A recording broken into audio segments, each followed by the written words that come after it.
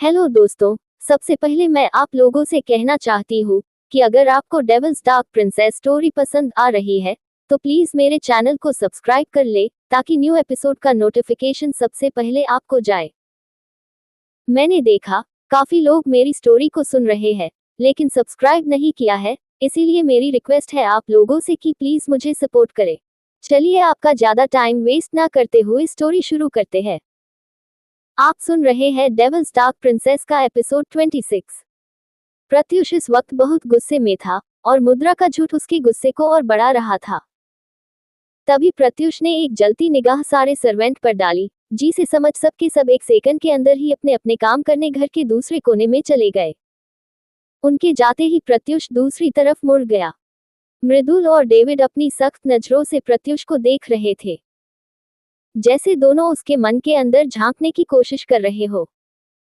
वही प्रत्युष के पीछे मुड़ते ही मुद्रा अपनी सफाई में कुछ बोलने को हुई कि अचानक एक जोरदार आवाज आई और अगले ही पल पूरे हॉल में सन्नाटा छा गया। मुद्रा सीधे नीचे गिर गई और पूरे फर्श पर खून की धारा बहने लगी, क्योंकि अब प्रत्युष का गुस्सा सारी हदें पार कर चुका था, जिस वजह से मुद्रा के कुछ बोलने से पहले ही प्रत्युष ने अपने कमर में लगी गन निकालकर मुद्रा को बिना देखे उसके सिर के बिचों बिचों गोली मार दी। गोली चलने की तेज आवाज पूरे फार्म हाउस में गूंज गई, जिससे घर के सर्वेंट डर से सहम गए। उन सबको पता था कि प्रत्युष का गुस्सा बहुत भयानक साबित होता है और आज उसके गुस्से की भेंट मुद्रा चढ़ गई। वही गोली लगते ही मुद्रा नीचे गिर गई और उसके सिर से खून की नदियां बहने लगी।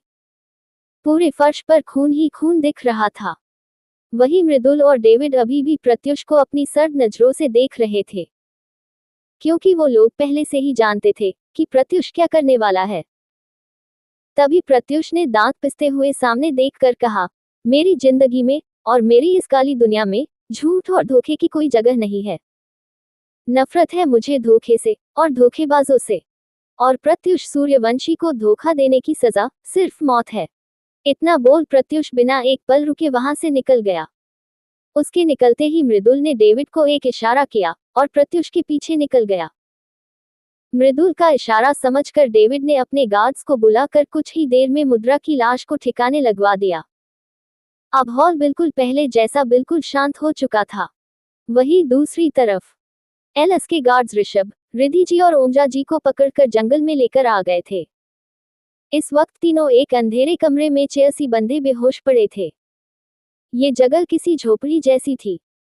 जंगल में मौजूद इस जगह पर ज्यादा लोग नहीं आते थे, जिस वजह से इन लोगों को यहाँ रखना सेफ था। उस झोपड़ी के आसपास काफी सारे गार्ड्स तैनात थे। अंदर एक आदमी उन तीनों के सामने अपने पैर पर पैर चढ़ाए बैठा हुआ था। उन तीनों के बेहोश होने की वजह से वो आदमी उन तीनों को अपनी खतरनाक नजरों से देख रहा था। उस कमरे या ये कहे कि झोपड़ी में काफी सारे हथियार रखे हुए थे। कुछ राइफल्स और कुछ टाइम बॉम्ब उस पूरे कमरे में पड़े हुए थे, जो शायद इन लोगों ने इमरजेंसी के लिए रखे थे। उसी कमरे के एक कोने में एक छोटा सा मिनी कैमरा लगा हुआ था, जिसमें कमरे में होने वाली हर हरकत कैप्चर हो रही थी। वहीं दूसरी तरफ होटल के प्रेसिडेंशियल स्वीट के आलिशान से सोफे पर बैठी एलिस, हाथ में वाइन का ग्लास लिए अपने सामने लगे बड़े से एलईडी में जंगल के बीचों बीच पहाड़ी एरिया में बने उसी कमरे का सीसीटीवी फुटेज देख रही थी, जो कि इस वक्त लाइव चल रहा था। उस कमरे में चेयर से बंधे तीनों लोगों को देख एलिस के चेहरे पर डेविल स्माइल छाई हुई थी। तभी उसने अपने ग्लास को गोल घुमाते हुए काफी सरकास्टिक तरीके से कहा, ओह पेंथर, देखो ना, तुम्हारी जिद की वजह से तुम्हारी फैमिली कितना सफर कर रही है। अगर तुम मेरी बात मानकर मेरे हो जाते तो खुशी खुशी में इन लोगों को अपना मान लेती, लेकिन अब जब तुम अपनी जिद पर टिके हुए हो तो मुझे भी तो अपनी जिद और ख्वाहिश पूरी करनी होगी ना। इतना बोल वो थोड़ा सोच आगे बोली, आई नो वेरी वेल कि तुम अपनी फैमिली से कितना प्यार करते हो, पर तुम्हें ये भी तो समझना चाहिए ना कि मैं तुमसे कितना प्यार करती हूँ। पर कोई बात नहीं, अब मैं तुम्हें पाने की अपनी जिद पूरी करूंगी, और इसके लिए अगर तुम्हारी फैमिली को मरना पड़े तो इसमें कोई बुराई नहीं है। इतना बोल वो किसी चुड़ैल की तरह जोर जोर से हंसने लगी। इस वक्त उसकी हंसी कानों में शीशे की तरह चुभने वाली थी। एलिस का बर्ताव इस वक्त किसी साइको की तरह था, जिसके माथे पर माफिया किंग पैंथर को पाने का जुनून सवार था। तभी उसने अपने हाथ में पकड़ा ग्लास साइड के टेबल पर रखा और किसी को कॉल करके कुछ कहा। सामने से आवाज आए, अरे विलायती मैडम जी, चिंता मत करो, अब बैजू यहाँ है तो आपका काम ऊं फट से हो जाएगा। अब तो बस आप देखो कि कैसे ऊ छोकरा। इतना बोल वो कुछ सोचने के अंदाज से बोला, का नाम था उस विलायती छोरे का? पैंथर। हाँ, पैंथर यहाँ खिंचे खिंचे आता है मैडम जी। इतना बोल दूसरे तरफ का आदमी अपने पान से भरे लाल मुख से बेहद गंदी हंसी हंसने लगा। दूसरी तरफ की बात सुनकर एलिस ने कॉल काट दिया और खुद से बोली, मैं जानती हूँ कि खबर मिलते ही तुम भागे भागे आओगे वहां। तुम पहले पहुंचो तब मैं आऊंगी। बहुत इंतजार करवाया है ना तुमने मुझसे, अब तुम्हें करना होगा मेरा इंतजार। इतना बोल वो वापस अपने नशे में डूब गई। वहीं दूसरी तरफ उसी जंगल में रिद्धि जी और ओमजा जी अभी भी बेहोश पड़ी थी, लेकिन ऋषभ को धीरे धीरे होश आ रहा था। लेकिन इससे पहले कि वो अपनी आंखें पूरी तरह खोल पाता, उससे पहले ही ठंडे पानी की भरी हुई बाल्टी उन तीनों के मुंह पर छपाक करके लगी, जिससे अकबकाते हुए तीनों होश में आ गए। ऐसे अचानक पानी चेहरे पर गिरने से ऋषभ का चेहरा काला पड़ गया और वो अपनी भयानक नजरों से सामने बैठे बैजू पर गई, जो पूरे मुंह में पान भरे उसे चबाते हुए उन्हें ही देख रहा था। बैजू पर नजर जाते ही ऋषभ को बेहद गुस्सा आ गया और उसने गुस्से से ही चिल्लाते हुए कहा, साले कमीने, हाथ खोल मेरे, वरना एक एक को चुन चुन कर मारूंगा। इतना बोल वो आगे कुछ बोलता, उससे पहले ही बैजू साइड में पान थूकते हुए हल्की दिखावटी मुस्कुराहट के साथ बोला, अरे बचवा, इतना चिल्ला काहे रहे हो? हम बहिरे थोड़ी ना है, तुम्हारे पास ही बैठे हैं, तनिक प्यार और मोहब्बत से बात करो। इतना बोल वो रुका और अगले ही पल उसके चेहरे की हंसी बिल्कुल गायब हो गई और वो शैतानों की तरह ऋषभ को देखते हुए बोला, ओ कहे ना बबुआ, हमारा तो सीधा सा हिसाब है। प्यार मोहब्बत से बोलोगे तो प्यार मोहब्बत से और आहिस्ता से तुम लोगों को मौत के दर्शन करवा देंगे, लेकिन अगर तुमको प्यार से नहीं बात करनी है तो कोनो बात नहीं। इतना बोल वो डेविल स्माइल करते हुए ऋषभ को एक तरफ देखने का इशारा करते हुए बोला, लेकिन तनिक अपने ये निगाहें उधर तो घुमाओ बबुआ, अगर तुम्हारे होश ना उड़ा दिए तो हमारा नाम भी बैजू सुपारी वाला नहीं। इतना बोल वो जोर जोर से हंसने लगा। उसके हंसने से उसके वो गंदे और लाल दांत दिखाई दे रहे थे, जिससे देख किसी को भी घिन आ जाए। उसकी बात सुन ऋषभ ने मुड़कर दूसरी तरफ देखा तो वहां ओमजा और रिद्धि जी अपनी आंसू भरी नजरों से ऋषभ को ही देख रही थी, जो इस वक्त गन पॉइंट पर थी। बैजू के आदमियों ने ओमजा जी और रिद्धि जी के सिर पर अपनी राइफल पॉइंट की हुई थी। ये देख ऋषभ का दिमाग खराब हो गया और उसने बैजू को देख गुस्से से कहा, कौन हो तुम और ये सब क्यों कर रहे हो? हमारी तो तुमसे कोई दुश्मनी भी नहीं है, तो फिर हमें किडनैप करके यहाँ लाने का क्या मतलब है? इतना बोल वो बैजू को अपनी खतरनाक नजरों से घूरने लगा। वही उसकी बात सुनकर अब बैजू बोला, अरे छोरे, जानता तो मैं भी तुझे ना हूं, पर क्या करे, मलकिन का आदेश है और उनका आदेश हम कैसे ठुकरा सकते हैं? हमारी इतनी औकात ना है, लेकिन तुम सब टेंशन मत लो, जैसे ही तेरा वो भाई यहाँ आ जाएगा वैसे ही तुम सारे लोग आजाद हो जाओगे। इतना बोल वो वापस ऋषभ के सामने की चेयर पर बैठ गया। उसकी बात सुन ऋषभ के माथे पर बल पड़ गए थे। ऋषभ चाहता तो थोड़ी सी मेहनत करके यहाँ से निकल सकता था, लेकिन रिद्धि जी और ओमजा जी को गन पॉइंट पर देखकर ऋषभ काफी टेंशन में आ गया था। वहीं दूसरी तरफ प्रत्युष गुस्से से अपने फार्म हाउस से निकल चुका था। इस वक्त उसके दिमाग में मुद्रा का बोला हुआ झूठ चल रहा था। प्रत्युष को बचपन से ही झूठ, धोखा और फरेब से सख्त नफरत थी, जिसकी वजह प्रत्युष और उसके करीबियों के अलावा कोई नहीं जानता। उसके पीछे ही मृदुल भी आ रहा था। प्रत्युष को इतने गुस्से से निकलता देख मृदुल भी उसकी टेंशन में उसके पीछे निकला था। प्रत्युष को अपनी गाड़ी के ड्राइविंग सीट पर बैठता देख मृदुल जल्दी से भागते हुए आया और ड्राइविंग सीट पर हड़बड़ाते हुए बैठ गया। उसके ऐसे अचानक बैठने से प्रत्युष की आंखें छोटी हो गई और उसका चेहरा कठोर हो गया। प्रत्युष मृदुल को अपनी कठोर नजरों से घूरने लगा। वही उसे खुद को ऐसे घूरते देख मृदुल अजीब तरह से हंसते हुए बोला, cold sweat smile, cold sweat smile. वो बात ऐसी है कि ओमजा आंटी काफी दिनों से तेरे बारे में पूछ रही थी, तो चल आज उनके पास। इतना बोल उसने अपने आंखों के इशारे से प्रत्युष को पीछे बैठने का इशारा कर दिया। वही उसकी बात सुन प्रत्युष को बहुत गुस्सा आ रहा था, लेकिन इस वक्त वो मृदुल से बहस करने के मूड में बिल्कुल नहीं था, क्योंकि प्रत्युष अच्छे से जानता था कि उसका गुस्सा बहुत खतरनाक है, जो कब अपनी हद पार कर दे, ये प्रत्युष भी नहीं जानता था। अगर मृदुल के कुछ कहने से प्रत्युष को गुस्सा आ गया, तो वो उस वक्त मृदुल की जान लेने में एक बार भी नहीं सोचेगा। इसीलिए उसने मृदुल से बिना आयु किए गाड़ी के पैसेंजर सीट की तरफ बढ़ गया। गाड़ी में बैठकर प्रत्युष ने बिना कुछ बोले अपनी आंखें बंद करके सीट से अपना सिर टिका लिया। प्रत्युष को इतना शांत देख मृदुल ने एक गहरी सांस ली और गाड़ी स्टार्ट कर दी। वो इस वक्त ब्लू डायमंड पैलेस की तरफ जा रहे थे। प्रत्युष के आसपास उसके कुछ गार्ड्स भी मौजूद थे, जो उसके गाड़ी के आगे और पीछे प्रोटेक्शन दे रहे थे। वहीं दूसरी तरफ उस पहाड़ी पर मृगांशी और चित्रा अभी भी बैठी कुछ बातें कर रही थी कि तभी उन्हें कुछ पीछे से कुछ आवाजें सुनाई देने लगी। ये आवाजें किसी के चलने की आहट थी, जो उन दोनों के ठीक पीछे से आ रही थी। ये आवाज सुन दोनों लड़कियां बिल्कुल शांत हो गई और झटके से पीछे मुड़ी। पीछे मुड़ते ही दोनों की आंखें हैरानी से बड़ी हो गई, क्योंकि उनके ठीक पीछे दो हटे कट्टे पहलवान जैसे आदमी काले कपड़ों में हाथ में बड़ी बड़ी राइफल्स लिए उन दोनों को ही देख रहे थे। उन दोनों आदमियों के चेहरे पर एक गंदी सी स्माइल थी, जो उसके दिल और शरीर के अंदर का हालचाल बता रही थी। उन्हें देखकर मृगांशी और चित्रा के चेहरे का रंग उड़ गया। चित्रा समझ नहीं पा रही थी कि ये लोग हैं कौन और इस वक्त यहाँ क्या कर रहे हैं।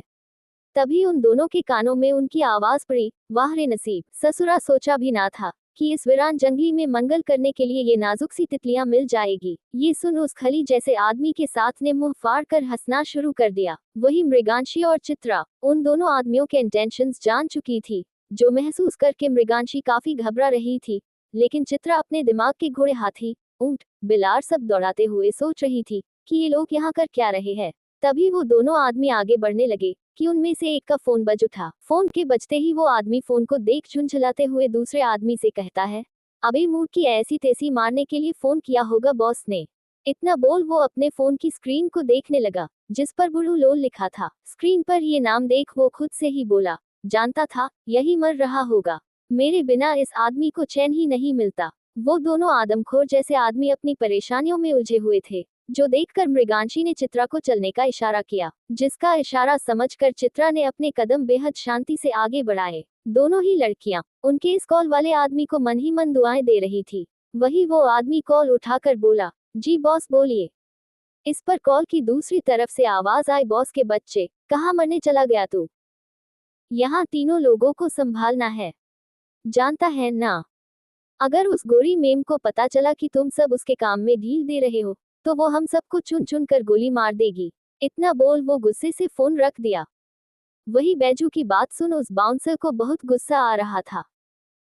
तभी उसके साथ का आदमी जोर से बोला, अबे वो दोनों भाग रही है, पकड़ उन्हें। इतना बोल वो भागने लगा। उसके ऐसे अचानक भागने से पहला आदमी हड़बड़ा गया, पर जल्दी है खुद को संभालकर मृगांशी और चित्रा के पीछे चला गया। वही वो दोनों लड़कियां ज्यादा दूर नहीं जा पाई थी, इसीलिए कुछ ही देर में वो दोनों उन हैवानों की पकड़ में आ गई। जैसे ही उन लोगों ने चित्रा और मृगांशी को पकड़ा, वो दोनों जोर जोर से चिल्लाने लगी। उन्हें चिल्लाता देख वो दोनों आदमी बड़ी गंदी तरह से हंसते हुए बोले, जाने मन, ये आवाज लगाकर कोई फायदा नहीं है, क्योंकि इस जंगल में कोई नहीं आने वाला तुम दोनों की मदद करने। तो क्यों चिल्लाकर अपनी एनर्जी खत्म कर रही हो दोनों? थोड़ा इंतजार करो, चिल्लाने का मौका भी देंगे। इतना बोल वो दोनों को पकड़कर उसी झोपड़ी के अंदर लेकर चले गए। इस वक्त मृगांशी और चित्रा के चेहरे पर डर और घबराहट के भाव साफ दिखाई दे रहे थे। दोनों लड़कियां काफी घबराई हुई थी, जिस वजह से वो उनकी पकड़ में ही छटपटा रही थी। वही उस कमरे के अंदर ऋषभ काफी परेशानी में बैठा हुआ था। वो अच्छे से जानता था कि प्रत्युष उन्हें आराम से ढूंढ लेगा, पर उनके ढूंढने से पहले कहीं रिद्धि जी और ओमजा जी को कुछ हो ना जाए। ऋषभ को अपनी जान की कोई फिक्र नहीं थी। ओमजा जी और रिद्धि जी का रो रो कर बहुत बुरा हाल हो चुका था, जिन्हें देख ऋषभ को बहुत गुस्सा आ रहा था। इसीलिए उसने चिल्लाते हुए सामने बैठे बैजू से कहा, कमीने, अभी भी वक्त है, मैं कह रहा हूँ छोड़ दे हमें, वरना अगर वो आ गया तो तुम सबकी आत्मा भी तुम्हारी मौत देखकर कांप जाएगी। इतनी दर्दनाक मौत देंगे वो तुझे कि तू कभी इस दुनिया में दोबारा पैदा होना ही नहीं चाहेगा। इतना बोल ऋषभ बैजू को गुस्से से घूरने लगा। वही ऋषभ की बातें सुनकर अब बैजू को बहुत गुस्सा आ रहा था, जिस वजह से उसने अपने साइड में खड़े एक आदमी को कुछ इशारा किया। उसका इशारा समझकर उस गार्ड ने अपना सिर हाँ में हिला दिया और अपने कोट के पॉकेट में हाथ डालकर कुछ निकाल लिया। उसे ऐसे करता देख रिद्धि जी और ओमजा जी उसे डर भरी नजरों से देख रही थी।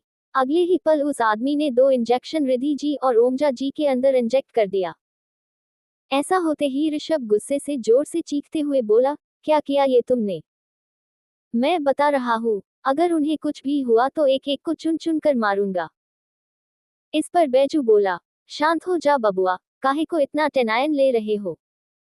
मरेगी नहीं ये दोनों, बस तेरी ये बकबक बंद करवाने के लिए ये किया है। पर अगर तेरा ये मुंह बंद नहीं हुआ तो अभी तक तो ये बेहोशी का इंजेक्शन था, पर जहर का इंजेक्शन इंजेक्ट करने में टाइम नहीं लगेगा मुझे। इतना बोल बैजू उठकर वहां से बाहर चला गया। वही ओमजा जी और रिद्धि जी इंजेक्शन लगते ही बेहोश हो चुकी थी कि तभी अंदर वही दोनों नमूने मृगांशी और चित्रा को घसीटते हुए लेकर आए और सामने फर्श और पटक दिया। ऐसे अचानक 2 लड़कियों के सामने गिरने से ऋषभ अपनी बड़ी बड़ी आंखों से दोनों को देखने लगा।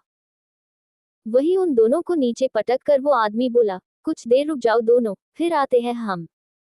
अभी बॉस के पास जाना है। इतना बोल वो दोनों भी उस कमरे से निकलकर बाहर चले गए। अब कमरे में सिर्फ वही पांचों मौजूद थे। मृगांशी और चित्रा जब रोते हुए उठकर खड़ी होने लगी, तभी उनकी नजर सामने चेयर से बंधे ऋषभ और बाकी दोनों पर गई। तो उनकी आंखें हैरानी से बड़ी हो गई। वो दोनों ऋषभ, ओमजा जी और रिद्धि जी को अपनी आंखें फाड़े देख रही थी। ऋषभ का हाल भी इससे अलग नहीं था। वो भी सामने खड़ी लड़कियों को हैरानी से देख रहा था। उन दोनों को वहां देख ऋषभ हैरानी से बोला, आप दोनों तो वही है जिन्होंने उस दिन इनकी जान बचाई थी। पर आप दोनों यहाँ क्या कर रही है? ये सुन चित्रा हैरानी से ऋषभ को बंधा देख बोली, हमें तो ये लोग यहाँ जबरदस्ती पकड़कर लेकर आए हैं। हम दोनों को यहाँ से जा रहे थे, पर आप लोग यहाँ और इस हालत में क्यों? ये सुन मृगांशी ने भी ऋषभ को देख अपने आंसू पोंछे और हाँ में सिर हिला दिया, जैसे सेम सवाल वो भी पूछना चाहती है। उन दोनों की बात सुन ऋषभ बोला, देखिए ये सब बात हम बाद में करेंगे। शायद उस दिन की तरह गॉड ने फिर से आपको हमारी हेल्प के लिए भेजा है। प्लीज हमारी हेल्प कीजिए यहाँ से निकालने में। ये सुन चित्रा और मृगांशी एक दूसरे का चेहरा देखने लगी। दोनों के चेहरे पर पसीना मौजूद था, जो उनके अंदर के डर, घबराहट और टेंशन को साफ बयां कर रहे थे। लेकिन उन तीनों को इस हाल में देख मृगांशी ने हिम्मत करके चित्रा को देख कहा, हमें कुछ ना कुछ तो करना होगा, वरना ये लोग हम सबको मार देंगे। इस पर चित्रा ने भी हामी भरते हुए कहा, हमें यहाँ से निकलना होगा, उनके वापस अंडा आने से पहले। कैसे भी करके हमें इन आंटी को यहाँ से बचाना होगा। इतना बोल वो लोग कुछ सोचने लगे। दोस्तों आज के लिए बस इतना ही। आगे जानने के लिए देखिए डेविल्स डार्क प्रिंसेस का अगला एपिसोड सिर्फ कहानी बॉक्स एफएम पर। और अगर चैनल पर नए हो तो चैनल को सब्सक्राइब जरूर कर देना, जिससे न्यू एपिसोड आते ही सबसे पहले आप उसे सुन सके। धन्यवाद।